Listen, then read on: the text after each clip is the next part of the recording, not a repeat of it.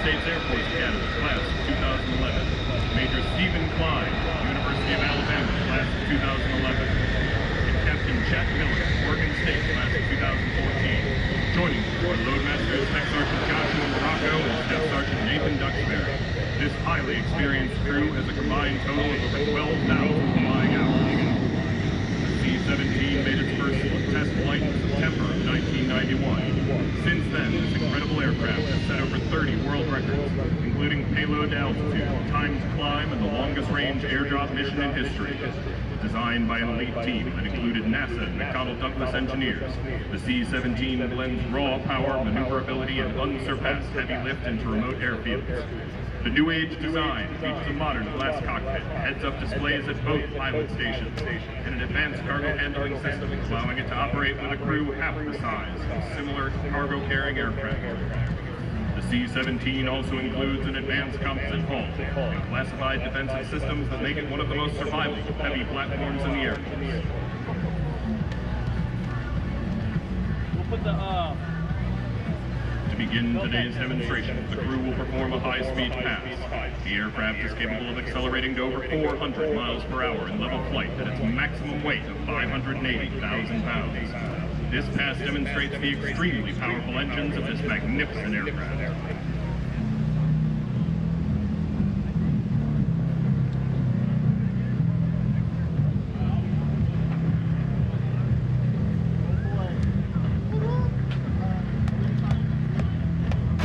Ladies and gentlemen, the C-17 is now approaching from your right. Note how quiet it is passing show center. This gives the operators a tactical advantage while flying low over hostile territory.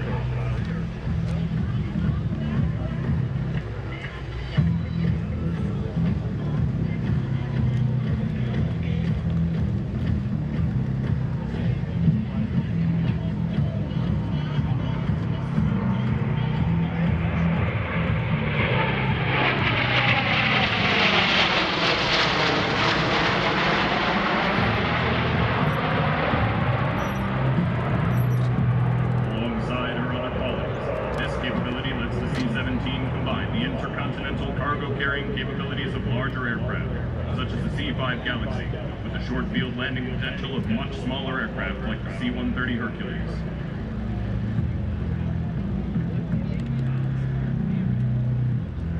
The C-17 is capable of moving over 170,000 pounds of cargo in 18 pallet positions. It can easily move 10 Humvee trucks, 2 Apache helicopters, or an entire N1 Abrams main battle tank and its support equipment. Furthermore, the C-17's 240,000 pounds of internal fuel will allow the Globemaster to move this cargo over 2,400 miles without refueling. With air-to-air refueling, a squadron of C-17s can put an entire battalion anywhere in the world in just under 24 hours.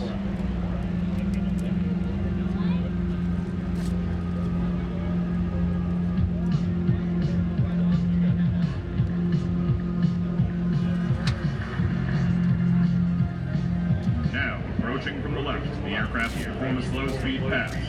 During this pass, please notice the wing leading edge slats and large wing flaps. Each of these flaps is heavier than a pickup truck and redirects engine lift down at slow speeds, allowing the C-17 incredible control in our directed lift configuration. These devices literally change the shape of the wing and are the key to its low final approach speed, enabling this aircraft to land and stop on short, unimproved airfields.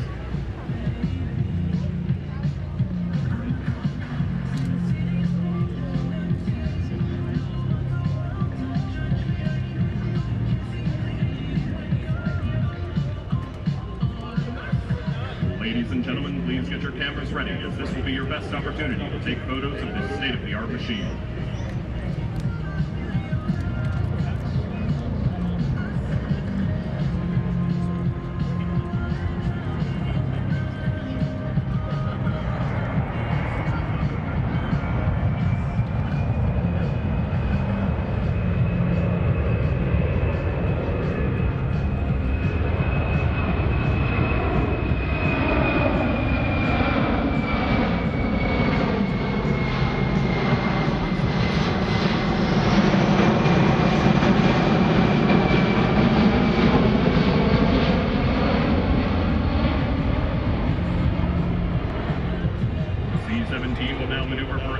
over the airfield, showing its ability to fly at slow speeds and demonstrating its advanced aerodynamics in action.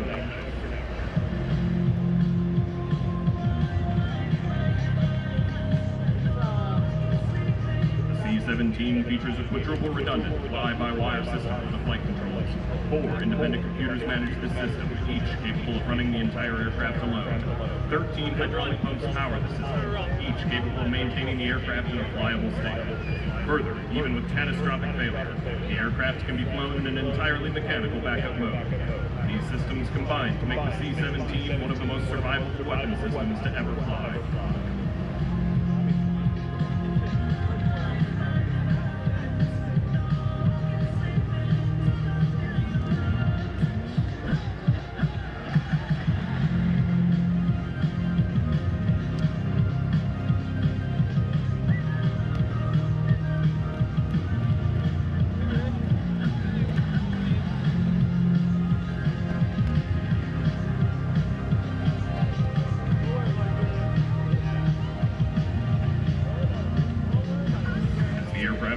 From your right. Please notice the upturned wingtips or winglets. These decrease aerodynamic drag and increase fuel economy. To give you a better idea of the aircraft's overall size, the winglets are nearly 9 feet tall. And that tail, it's taller than a 5-story building and weighs more than a semi-truck.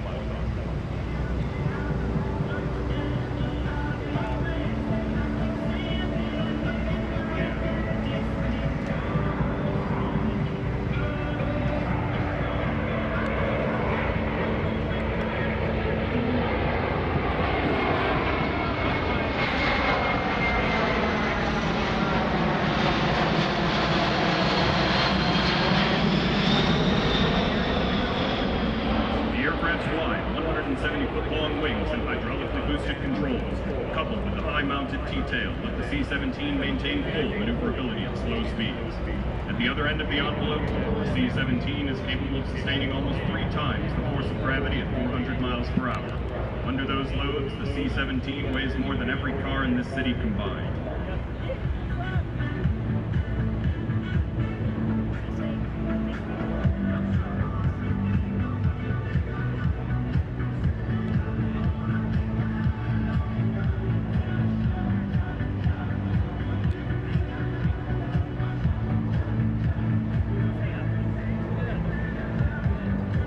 Capability is simply one more in the C-17's toolkit in combat. In the hands of a skilled crew, there aren't many places a C-17 can't go.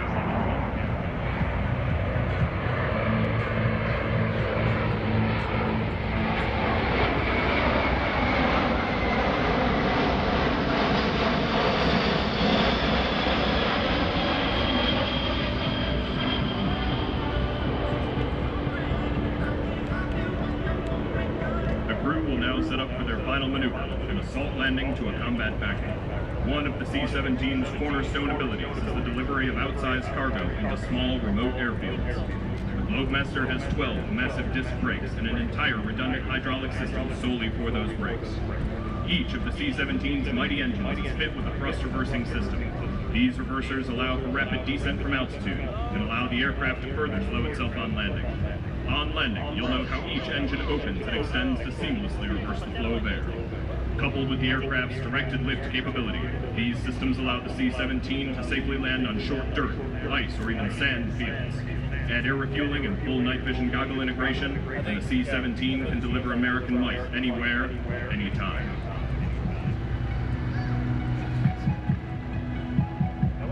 I think it goes up higher.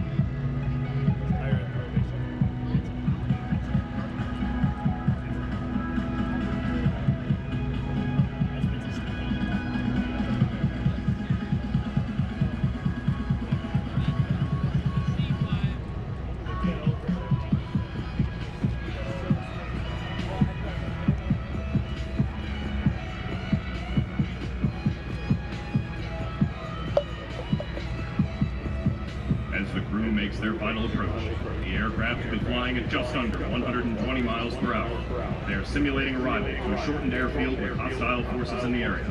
The crew will soon demonstrate the combined potential of all of the C-17's capabilities, an assault landing to a combat backing.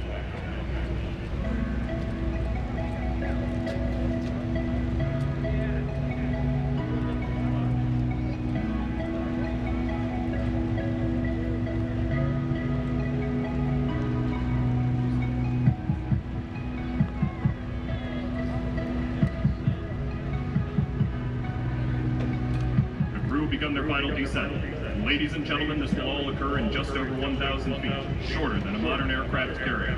There is no other aircraft on Earth that can perform this maneuver.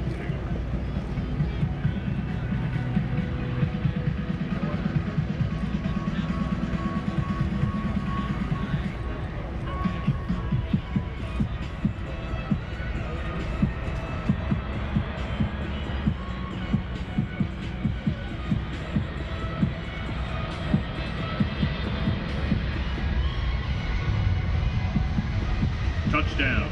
The brakes have kicked in, the thrust reversers are open, and the aircraft is stopping itself in just over 1,000 feet.